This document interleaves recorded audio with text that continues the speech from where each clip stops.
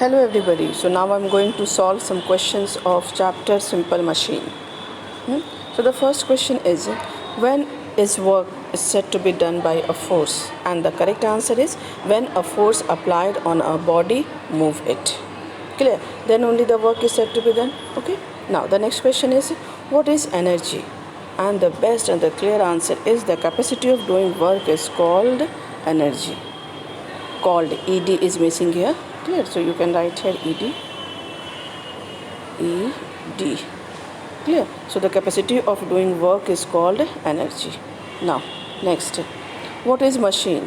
A machine is a device which helps us to do a job more easily. Very precise and very correct answer I am giving you. Clear? I hope you will not find any problem and you will find very easy to learn also. Clear? Next is, what is principle? What is the principle on which a machine works? And the answer is, machine does not work by itself. When energy is supplied to it, it does some useful work.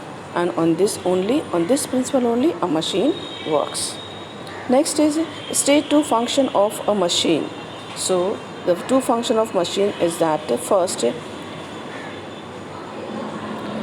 it decreases the magnitude of the force required, and second, it increases the distance moved by the load. Okay, this is the function of what? Machine. Next is, define the term work put and work output. Work input and work output in relation to a machine. So work output means what? Useful work done by the machine. Okay, and work input means what? Work done on the machine. Clear? So work done by the machine is the work output, and work done on the machine is work input. Now next, explain the term mechanical advantage of a machine. So what is the mechanical advantage? It is the ratio of the load to the effort. Okay, so we can write like this also: mechanical advantage is equal to load, LOAD, load by effort. Okay. Now next is, define the term efficiency of a machine.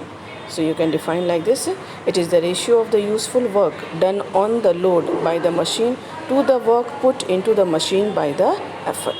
Okay. Now the next is, what is an ideal machine? Yes, very good question. A machine in which no part of the work done on the machine is wasted is called an ideal machine. But do you think practically this is possible? No, practically this is not possible. No machine can be an ideal machine. Now next, can a machine have an efficiency of 100%?